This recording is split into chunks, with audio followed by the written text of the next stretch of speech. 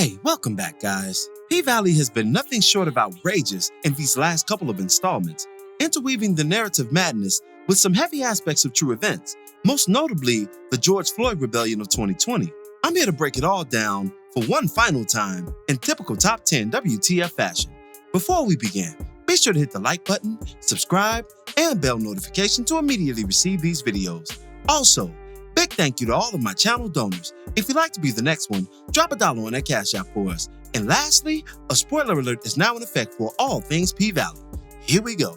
WTF moment number 10, the Mercedes experience. Sadie's reached back out to Coach in episode 203, hoping to take him up on his offer from season 1, where she'd be a kept woman in exchange for sexual favors. An egregiously aged Coach stands by his prior offer to his exotic muse and bridges the gap between her and his wife as Sadie's is urgent.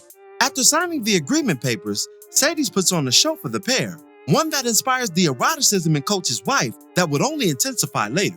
WTF moment number 9, attack from a nigga feminist. Pico tries garnering the affections of one of Murder's female fans. Teak intervenes on the woman's behalf, following Pico's disrespect, and the two end up in a violent tussle thereafter.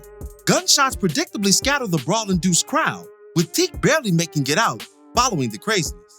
WTF moment number 8, Shell's drunk tales. Mercedes is contacted by the Chucalissa PD pertaining to her daughter's pending jailhouse visit if she doesn't intervene. Later, Sadie's confronts a drunken Shell about placing her daughter in such a precarious position, which leads to several bombshell revelations being dropped, including Cortez impregnating Sadie's as a minor and his deathbed request that Shell raise Terica in place of her birth mother. The dysfunction doesn't miss Terica's ears as she gets a clandestine front row seat to her true origin. WTF moment number 7, Outbreak. Episode 204 begins routinely enough with the Pink flourishing per usual. One familiar patron, Lauren Hawkins, the hilarious divorcee from season 1, is having a funky good time in a private room with one of Clifford's girls. However, amidst the strip show extravaganza, Toy lets out the nastiest sneeze directly in Lauren's face, inspiring the Chucalissa health inspector to place immediate sanctions on Clifford and the Pink. WTF moment number 6, Fight Club. Roulette condemns Toy for her night-shattering sneeze, to which Brazil comes to her defense. Upon accusing Roulette of mouth-motivated diverse income streams, Brazil is violently attacked, erupting in pandemonium in the Pink's locker room. WTF moment number 5, Bye-Bye Britney.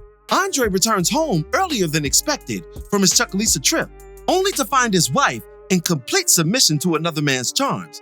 Dre immediately gets active on the intruder, nearly choking him to death before good sense intercedes. Then, he chides his wife's actions while detailing his plan to run for mayor of Chucalissa, much to her chagrin.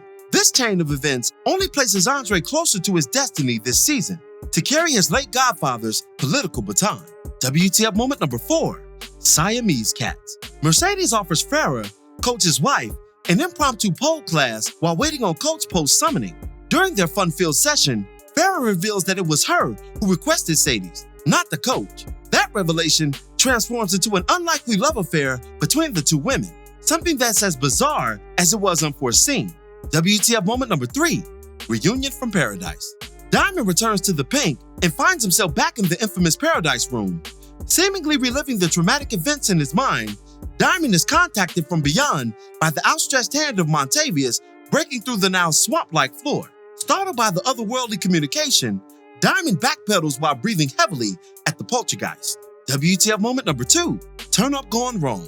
Big Teak finds himself immersed in the chaos beyond the walls of Rome's celebratory suite. Rome attempts to ignore the madness by turning away from the television, which sparks a craziness in Teak that has only been hinted to thus far.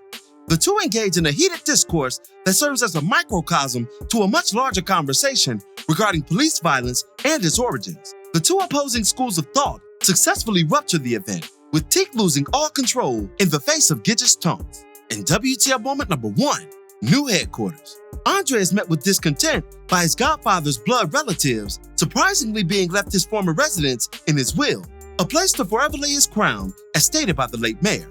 Dre immediately jumps into action, contacting Corbin to initiate his bid for Chucalissa mayor. Some lingering thoughts before we end today's video. The title of episode 204 is Demetrius, and this speaks to more than just the name of Roulette's brother. The name symbolizes all of those who've been taken out during random acts of police violence against Black people, highlighted here by the death of George Floyd, but not just limited to that. It also serves as the discontent felt within the souls of the aggrieved, some opting to question logically what would cause such a phenomenon, and others emotionally reacting to the issue at hand, feeling trapped in a country that refuses to let up. It's a heavy issue to tackle that goes hand in hand with the pandemic setting that the writers were inspired from. The execution of such a task, however, is another issue that I'll tackle later. Murder and Big Teak finally made good on their underlying tension from prior episodes. Their initial reunion was accompanied by some very strange energy, and their subsequent exchanges only served to buffer that energy. The breadcrumbs to something more was always there, and could lead to a further fallout given Teak's unstable condition post-release and developing feelings for his fleeting former cellmate. I wonder if Murder's beef with Pico will extend past the expected violence and into potential career sabotage. Perhaps Pico will be the one to out Murder's true sexuality, something that was semi-alluded to during his exchange with Rome and immediately preceding his fight with Big T. Such a revelation would thoroughly sink his rap star dreams, even in this liberal climate. Lil Murder's postcard to Clifford was a nod to his prior visit to Ernestine, where he saw Clifford hiding behind the door in avoidance, donning all red. Clifford is then shown viewing the multitude of postcards he's collected from Lil Murder, each one from a different city of his club tour with Keyshawn. The racial climate on display in 204 will not only affect Keyshawn's friendship with Gidget, but ultimately her relationship with Derek. Her being the breadwinner won't help either, and his hold on her will be supplanted by Rome in due time, her true provider, caretaker, and organizer. And lastly, this will likely be my final video for P-Valley this season.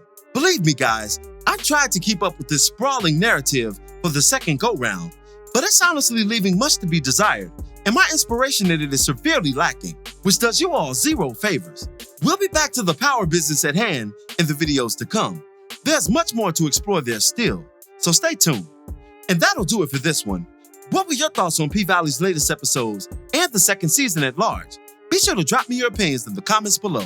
As always, I thank you for watching today's video. If you liked today's video, go ahead and drop $1 on that Cash App for us, hit the like button, share it with your friends who are fans of P-Valley, and subscribe for more content such as this. This is Rudy P. Magic of Rudy P. Magic Beats, and have a blessed one until the next one. Peace, y'all.